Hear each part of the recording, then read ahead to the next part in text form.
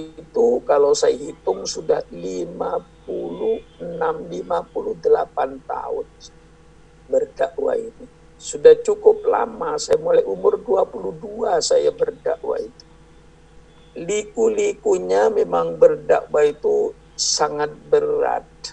3 hal yang menjadi penggoda kita ini. Pertama kali wanita.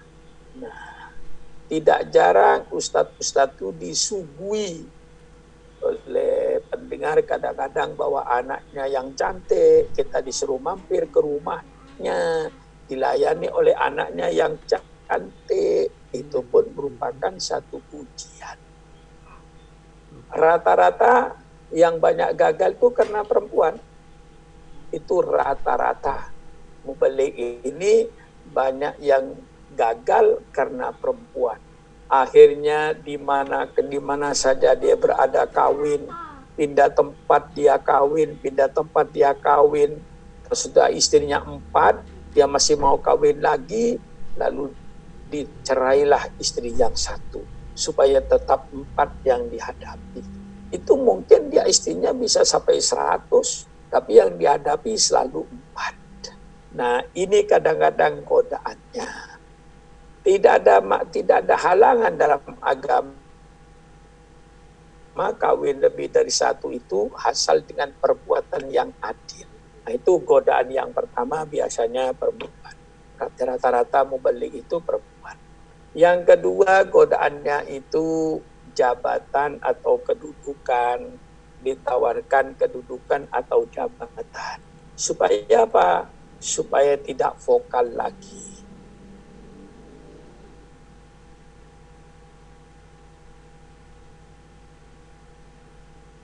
Bukan jabatan.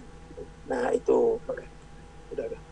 Nah, yang ketiga itu soal duit. Jadi harta, wanita, tahta. Ini menjadi godaannya. Nah, supaya istiqomah, ingatlah kepada Allah Subhanahu wa ta'ala. Kalau banyak zikir dengan niat ikhlas, insya Allah godaan-godaan itu akan hilang, akan terlalui.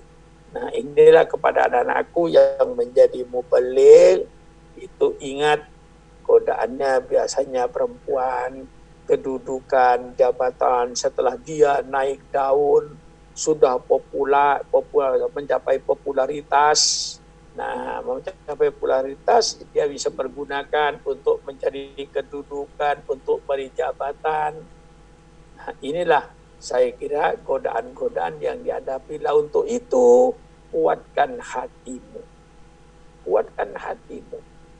Ya, kalau mau kembali kepada hadis, banyak hadis-hadis yang memberi kita. Idza ra'a ahadukum imra'atan a'jabathu falyandur ila zaujatihi.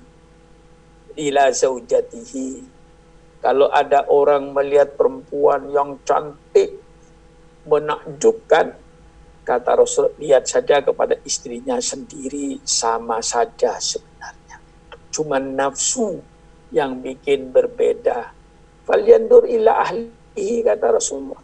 Kalau kau ada sadar kebutuhan kita itu makan 1 piring, baju 1 lembar, kebutuhan keluarga, anak sekolah, semua kebutuhan harian sudah terpenuhi, alhamdulillah.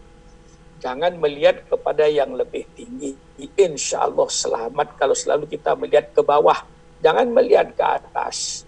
Kalau melihat ke atas jatuh, karena kakinya terantur kepada batu. Lihat ke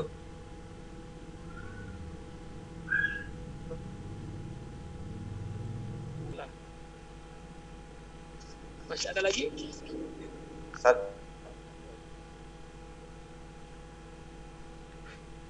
Dari Riau, masih dari Riau.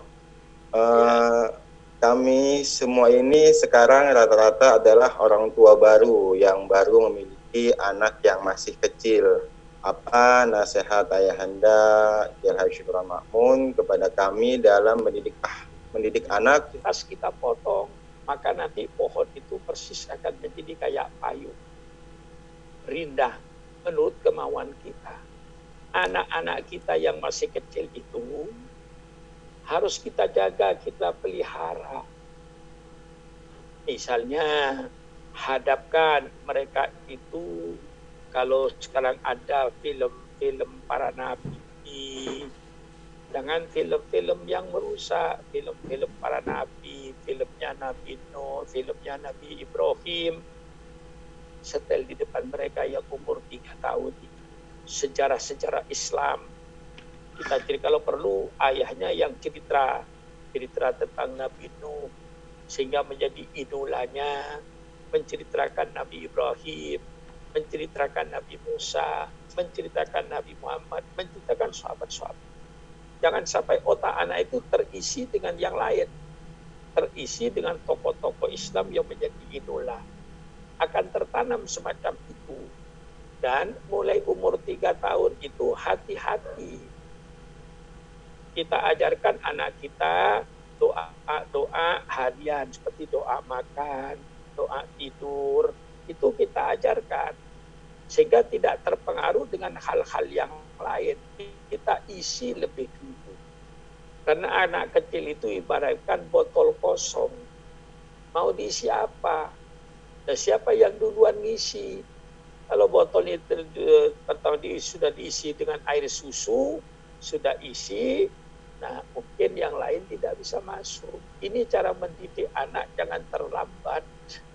Dan anak yang umur 3 tahun, 4 tahun sudah tidak ngerti televisi itu. Cuman kadang-kadang orang tuanya yang tidak ngerti.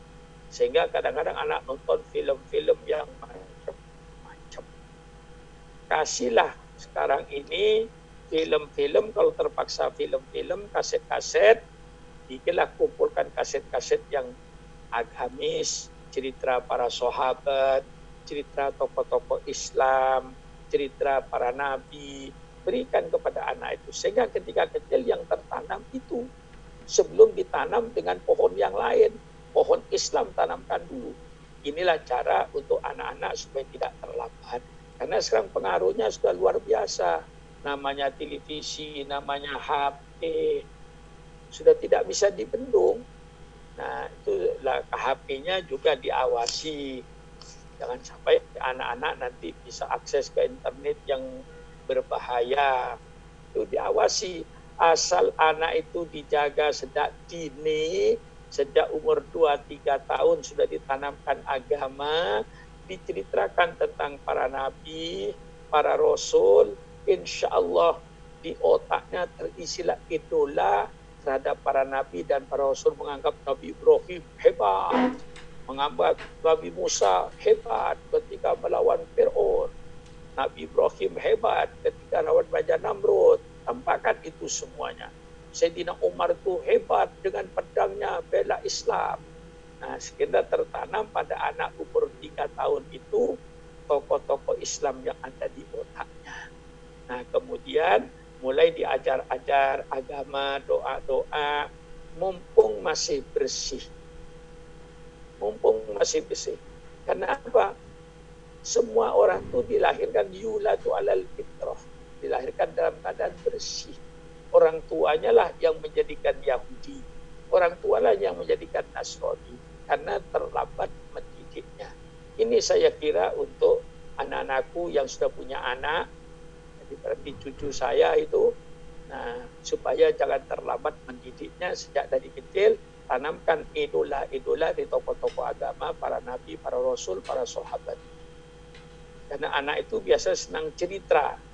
Sekian saja. Wassalamualaikum warahmatullahi wabarakatuh.